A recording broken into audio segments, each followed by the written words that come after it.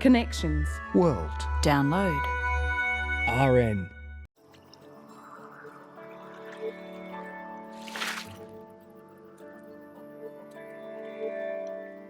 Now to a new Australian film. It's being described also as a cinematic event. It's The Turning, and it's based on novelist Tim Winton's 2004 collection of intertwined stories. The man who made it all happen, producer and director Rob Connolly, is with me now. Welcome to Books and Arts Daily. Great to talk to you, Daniel. Thanks for having me on the show. It's not an obvious book to adapt for film, is it? Yeah, look, I think that, there's a great rule of thumb that short stories actually make for better feature films. But that idea is that one short story makes for a feature film. But it was a trick because, to go to investors and say, okay, we've taken this book, it's Tim Winton. He's one of our greatest authors. It's a hugely popular book, but that we're going to actually have 17 creative minds interpret a chapter each was part of the challenge.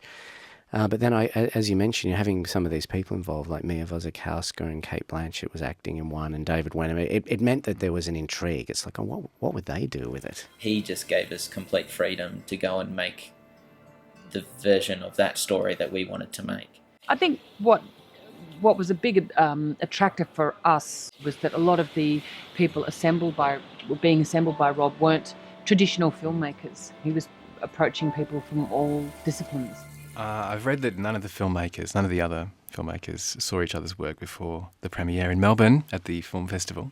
Why did you decide to do that? Yeah, Sean Gladwell, the visual artist, described it as like an artwork, I think, from the 16th century where they used to concertina a canvas, and you'd only paint your bit and then it'd be hidden and then you'd open it up. And I wanted it to have an energy that came from them being different. I wanted the audience to watch one, and then the name of the next one comes up, and it's like, what will this? And then you go, so you go from a traditional drama to, a triptych piece from someone like Anthony Lucas, who's an animator formerly, and then you go to a dance piece. So I wanted the audience to kind of feel the energy of that, and so I felt that if they saw each other's work, it could homogenise the piece. And interestingly, though, I think Tim's work permeates all of them, so that even though they are very different, there is a kind of commonality across the series, which I was very happy was there.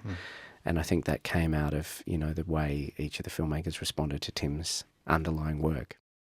Something like this. These sort of landscapes, they put you in your place. And I think that's what Tim Winton does too. There are always figures in a landscape, lost children in a landscape, whoever they are, whether they're old people or young people. There's always the sense of landscape is very strong. How do you think audiences will react? Because it's not traditional filmmaking. In fact, I think Tim Winton has said, he's called it an act of creative insurgency. Yeah. Look, it's fun. It's a fun experience in the cinema. For audiences, you turn up, as you mentioned, we've got this 40-page program. You've got an interval in the middle. Some of the cinemas are throwing in a glass of wine. It's really making it a night out. And for me, I think that's where cinema's at. I think the idea of, what will I see tonight? And there's 6 or 7 sessions a day and, choosing. I think those days are kind of limited. There's so much wonderful drama on TV. We live in an era of piracy where people can pirate, films. So what makes the cinema experience different? We know people love going to the movies. That's not going to go away. But I think what makes it exciting for you to turn up at the cinema that night and make it a night out. And that, so far I think seems to be working really well. People are kind of booking and coming along like a theatre show or like going to see a band. And I'm excited by that because as a filmmaker, I love sitting with a crowd in an audience. But I also think as a filmmaker, and this is why we've done this program and we've made it a bigger event, is you have to say to an audience, thank you for coming and seeing it in the cinema. I think audiences need to start being valued for making the effort to come and see it. And how did you decide who would work with whom?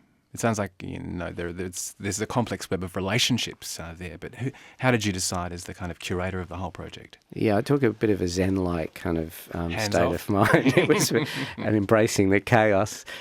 Well, I sent the book out to people that I love the work of and invited them to read it and come back if there was a story or two that appealed to them. So we had this very organic process of people coming back and arguing their case for different films. interestingly, there weren't any huge battles over any stories. I would have thought that there would be, but it kind of fell into a natural shape. And I'd managed to finance the film without any cast attached, which was fantastic. So it meant that I could have had all unknowns, but once the project was created, it was interesting the people that came to it. Hugo Weaving with David Winton because they're friends. It had this natural kind of evolution as people were attracted to the project, which, terrifying at times, I must say, because, was this work going to come together in a whole that made sense or not? Along the journey, we weren't sure. It was a great relief when we had the premiere that it was so well received. There's some experienced filmmakers working on this project. Let's call it a project. Justin Kurzel, Warwick Thornton, a lot of people. There are also some newcomers. You've really, extended yourself. Sean Gladwell, the visual artist. Stephen Page, the choreographer. Yaron Lifshitz also does a beautiful piece in it. Why that idea of plugging the creative minds of people who work outside of film? Yeah, initially I thought, who are the filmmakers that I'd love to involve in this? And then the discussion broadened. I was like, well, why just filmmakers? It's Tim Winton speaks to all of us. His work's so popular, and I set the bar high for myself. I said, look, I'm asking these filmmakers to have a personal connection with a story in order to make it. What's my personal connection with them? So for someone like Yaron, I've been fascinated and love the work of Circa. This Brisbane-based circus company. I think they're amazing, but he's also a friend. I met him when I was 19. I've always wanted to work with him on something, and it's his first screen work. Similarly, Stephen Page. I guess it's that thing of, as a curator, I've spent a decade or more seeing Stephen's work as a choreographer with Bangara. So for me, I was like, well, let's invite him to see what he does. I've never directed a film. I work in dance, and I work in contemporary dance, and I work in dance theatre. And so for me, to get this opportunity, it was just a great challenge. One of the new voices is, of course, Mia Wasikowska. Yeah. She was one of the first people to get on board. Tell me about her story, Long, Clear View, which she wrote and directed. It's a beautiful piece.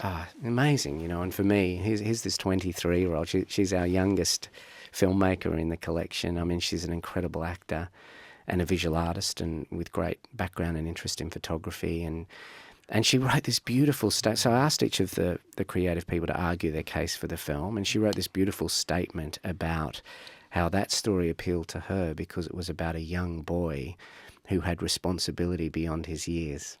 And I could feel this personal connection to her as a young person who's got this incredible career that's already happening and this life unfolding in front of her. And she took her influence from the early Jane Campion short films Peel and Passionless Moments, and interestingly, of the 17 films, she was one of only 2 filmmakers that shot on film, not on digital cameras. I love that she's the youngest filmmaker. How retro. And she shot in this retro format. And her interest was in a portrait of a young boy and his psychology. I think her ability to look at the young Vic Lang and kind of go right to the heart of his personality type in such a visual, cinematic way is really, really quite wonderful. Kate Blanchett was also set to direct and then decided to take a role instead. Do you know why?